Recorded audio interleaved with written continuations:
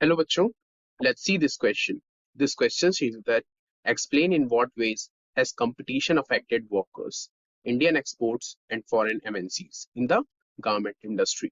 तो ये क्वेश्चन हमसे पूछ रहा है कि कंपटीशन ने किस तरीके से वर्कर्स को, इंडियन एक्सपोर्टर्स को और फॉरेन एमएनसीज को गारमेंट इंडस्ट्री में अफेक्ट किया है.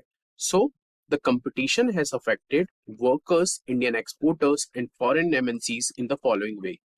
Firstly, let's see about the workers. So the first point, their jobs are no longer secure. They now work on a temporary basis. तो अब workers की job बहुत ज्यादा सिक्योर नहीं है, उन्हें टेम्परेरी बेसिस पे, कॉन्ट्रेक्चुअल बेसिस पे काम करना पड़ता है. Second, they have to put in very long working hours. अब जो मेजर डिमांड है वो है प्रोडक्शन, और प्रोडक्शन के लिए बहुत ज्यादा देर तक उन्हें काम करना पड़ता है. And the third point, wages are लो.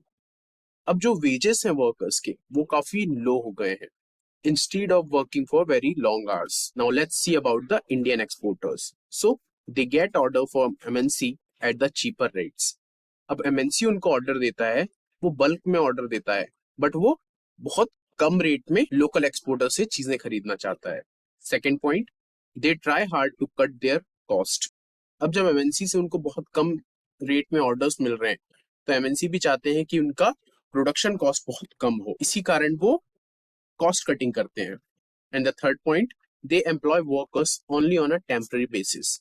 और वो वर्कर्स को टेम्पररी बेसिस, कॉन्ट्रेक्चुअल वर्कर्स को हायर करते हैं. Now let's see about the foreign MNCs. They are able to find the cheaper goods in order to maximize their profit.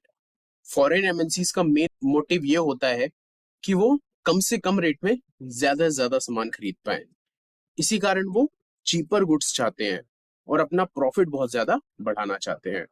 And the second point, competition among the garment exporter has allowed these MNC to make large profits. अब जो local exporters हैं garment के, उनमें आपस में ही बहुत ज्यादा competition है, इसके कारण MNCs क्या करते हैं, फायदा उठाते हैं, जिसके कारण लोकल एक्सपोर्टर्स को तो घाटा होता है बट MNCs को बहुत ज्यादा फायदा हो जाता है.